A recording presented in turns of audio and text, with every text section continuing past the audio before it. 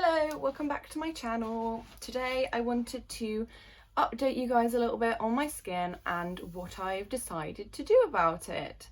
So just a quick backstory. I was using Toleraine gel 0.1% for about a year and a half, and I've got a few videos on my channel documenting that, and it went really well, but then I got taken off the pill, which is also like a factor in clearing your skin.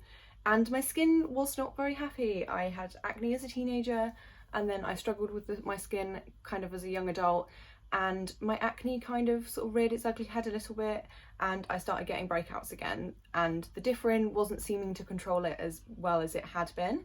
So I talked to my doctor and we decided that we would put me on Epiduo, which is 0.3% adapalene, which is the same as Toleraine, just a higher strength, and benzoyl peroxide 2.5%. So I've seen a little bit about this product sort of circling around, but there weren't that many YouTube videos on it. Not very many people were talking about it, so I thought I'd add to the conversation just in case you've been put on this or you're thinking that you might need something stronger, and I can help you with that, hopefully. So originally I asked my doctor if I could just go up a strength of Toleraine. I was wondering if they had any higher percentages of it like they do with tretinoin. She said they didn't, but they did have this, which is the adapalene 0.3% and benzoyl peroxide 2.5%. So I was a little bit apprehensive actually about using this because in the past my skin has not liked benzoyl peroxide very much. It worked great for acne, but it made my skin very, very sunburnt looking, dry, irritated. I almost thought I would get like an allergic reaction to it, but then I just figured out that that's kind of normal when you first start using it. And this is only 2.5%, which I haven't really been able to find in benzoyl peroxide sort of over the counter these days. So I kind of thought I'd give it a go.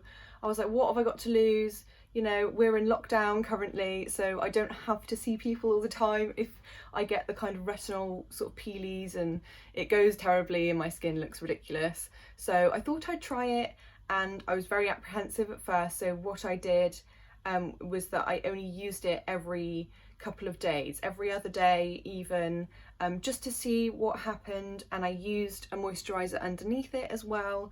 I was using the Neutrogena Hydro Boost, but I actually changed to this, which is the La Roche Posay Toleraine Sensitive Fluid, which kind of goes with the cleanser that I use, which is the Toleraine Dermo cleanser, which I really recommend. So I was putting this on first and then putting a very small amount of this, really avoiding like this area. I avoided my nose and my mouth almost completely, and I used Vaseline. This is brilliant if you're using any kind of retinoid or strong acne medication on your skin. I use this all over my whole entire eye area after moisturiser. I use it on my nose, my mouth, and then kind of the corners of my mouth as well. And that, I think, actually has really helped me not have such a bad peely situation, because what can happen is that even though you don't put it on anywhere near your eyes, it can kind of travel up in the night. So that's what I've been using, and I've probably been using this for about, I actually can't remember completely, but I think it's been a couple weeks to a month of using this on and off. So the other nights I just use moisturiser because it is very burny and peely. So I'm sure I'm not alone in this, but it just burns the hell out of my face. Like, it just makes my skin hurt. It makes it itchy and tight and sore. As you can see, I'm not actually wearing any face makeup today, just so I could show you. It actually doesn't look too bad on camera, but I don't know if you can tell compared to my chest and my body that my face is significantly quite red right now. And actually, I think it has been helping a little bit with my breakouts. I think actually it's the benzoyl peroxide part of this that it kind of does. Like, the benzoyl peroxide is kind of short-term breakouts, it kind of controls them as they come up, and then the adapalene kind of over a longer period of time, over a couple of months, it kind of stops them from forming. That's kind of what my knowledge of it is anyway. So I actually think that if you're doing a retinoid and you're finding it difficult and you're getting a massive purge or something, maybe using something like benzoyl peroxide as well might be good if your skin can handle it. Because before, you can actually get them separately, benzoyl peroxide and adapalene. So if you weren't really wanting to do that high of a strength of adapalene, you could actually get the 0.1% adapalene different gel, and then you could get like a 5% over-the-counter benzoyl peroxide, but this is a bit strong for me. So with all kinds of retinoids or different adapalene, all that kind of stuff, it can take a couple months for the tretinoin or adapalene to make a proper difference. So I'm kind of taking how my skin is right now with a pinch of salt, because I'm like, is it because I've got the benzoyl peroxide in there and it's kind of battling those short-term breakouts, and then I'll kind of see the adapalene results later on, or am I just having a massive purge impending? I don't really know, because currently my skin looks fairly okay, other than the fact that it's very red and a bit irritated.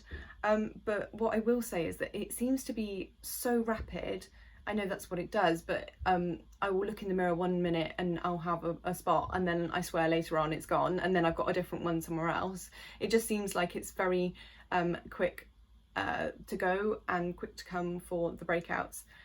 So yeah, I just thought I'd mention that. So I think that's it for my tips. You know, go really slow, use it a couple of times a week, and then build yourself up. Use a very small amount when you apply it.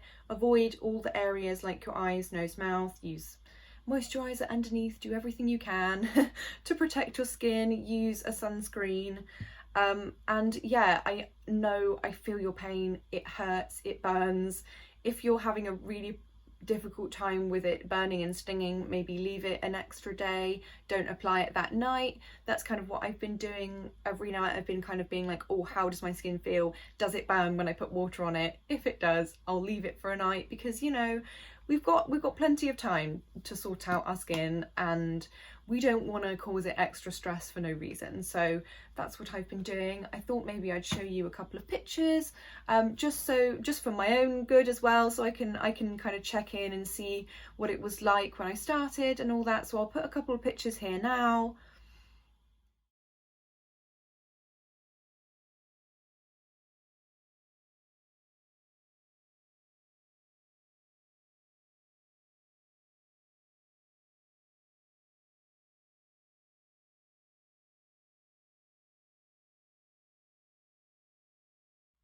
So yeah, I think that's everything from me today. Let me know if you're using this Epiduo or you're using different still, tretinoin. We can be buddies and we can help each other through it together. Look after yourselves, guys, and thank you so much for watching. Please comment if you've got any questions, or even if you just want to say hello. All right, thank you so much. Bye.